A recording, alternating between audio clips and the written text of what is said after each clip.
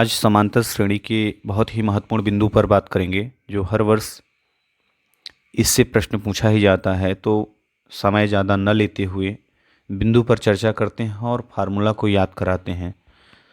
जो आप फार्मूला देख रहे हैं इस वीडियो में कि समांतर श्रेणी A plus D A plus 2d dash dash dash प्रथम n पदों का योग s equal to n upon 2 into 2a plus n minus 1 into D होता है। तो ये हमारा महत्वपूर्ण बिंदु है। किससे रिलेटेड? समांतर श्रेणी के चैप्टर से। इससे 3 नंबर का 2 नंबर का प्रश्न बनता ही है, मतलब श्योर है।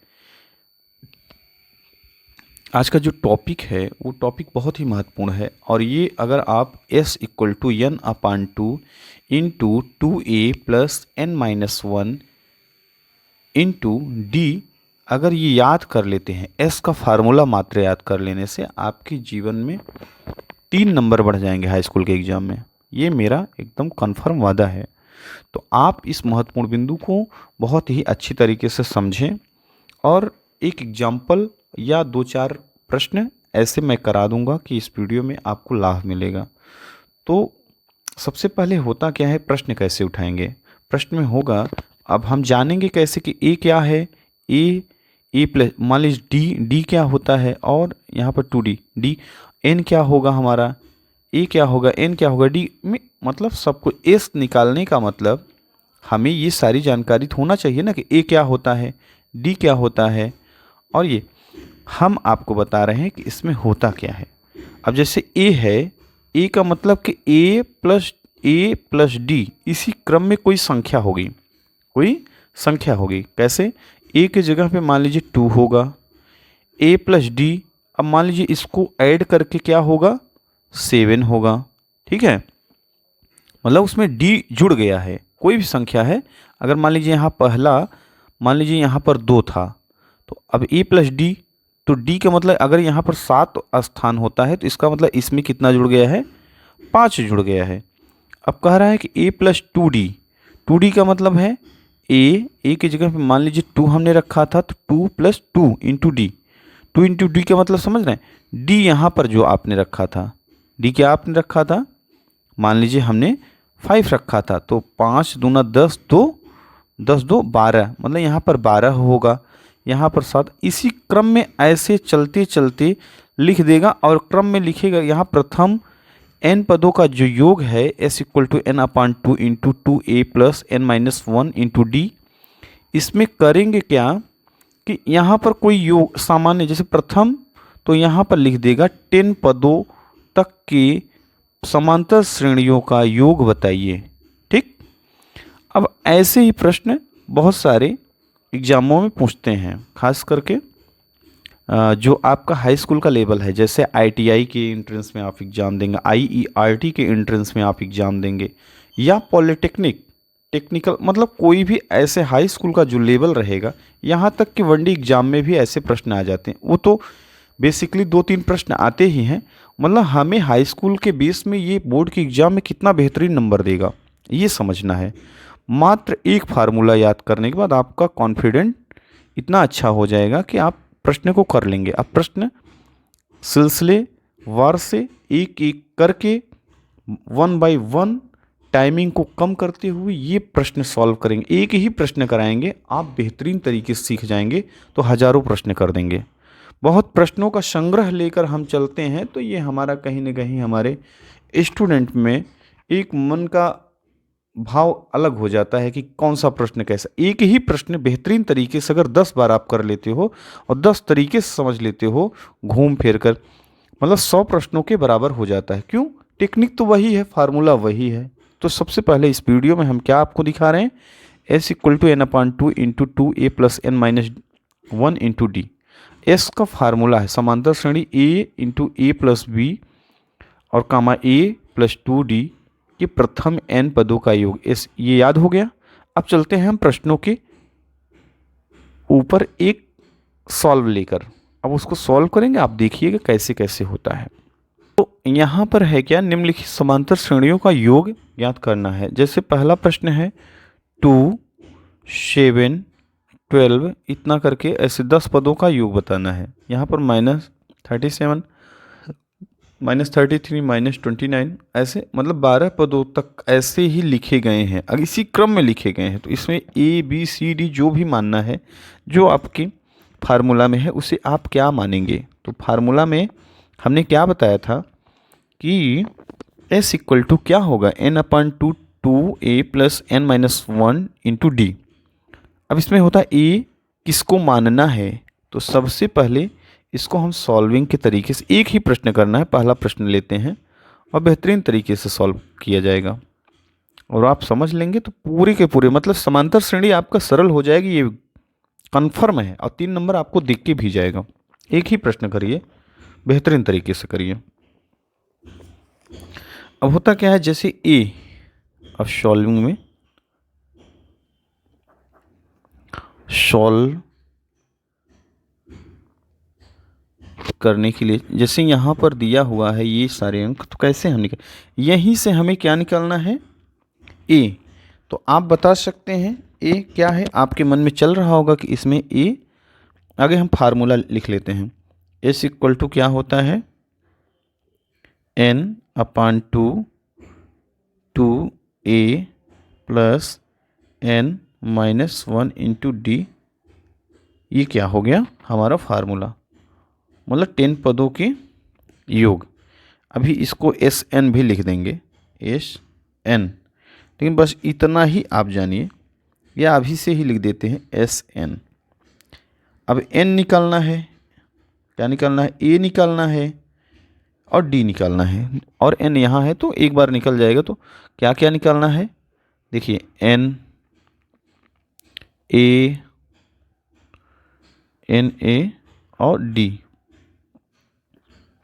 अगर ये पॉइंट निकल आते हैं तो SN मतलब कुल 10 पदों का योग निकल जाएगा कन्फर्म।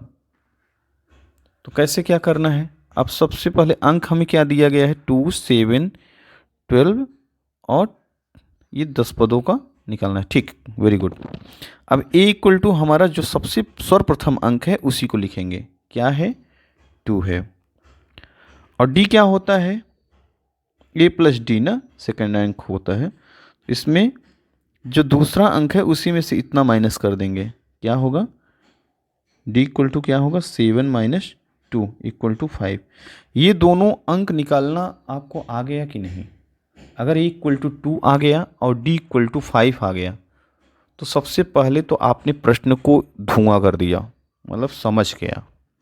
ये प्रश्न आपको समझने में कोई दिक्कत ही नहीं आएगा।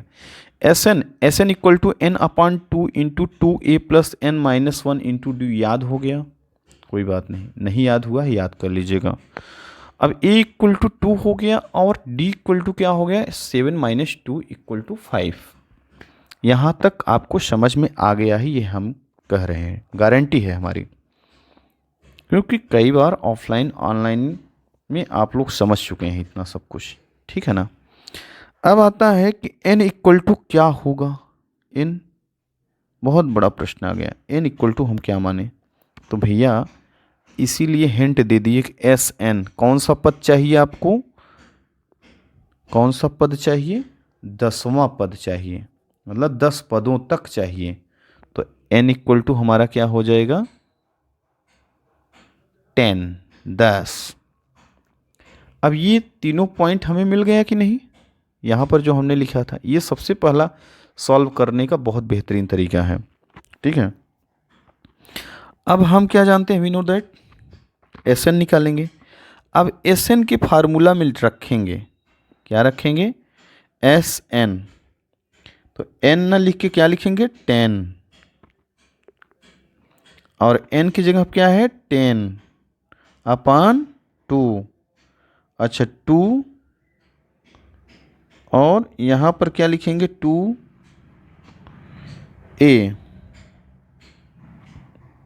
क्या लिखेंगे, 2a। a की जगह पे क्या रखेंगे आप, 2 रखेंगे, और क्या है, n-1, n की जगह पे क्या है, 10 - 1 इंटू डी की जगह पे आपने क्या लिया है।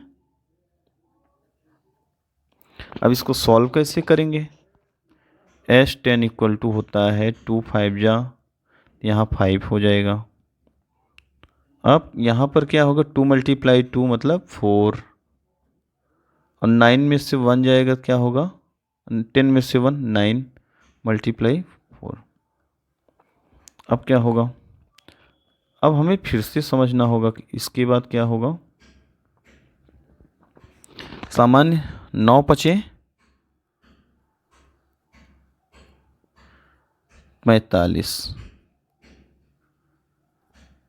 क्या होगा 9 पचे 45।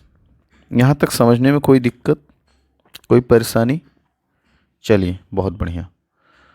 अब इसी के आगे लिखते हैं, इसको जोड़ देंगे, किसको 5 और यहाँ पर 4 9 हो जाएगा। अब एक दूसरे में क्या करेंगे हम, मल्टीप्लाई, और जब मल्टीप्लाई करेंगे तो हमारा क्या होगा, हम अभी एक क्वेश्चन में ऐसा सॉल्व किए थे तो हमारा 2 4 5 ये हमारा क्या हो गया।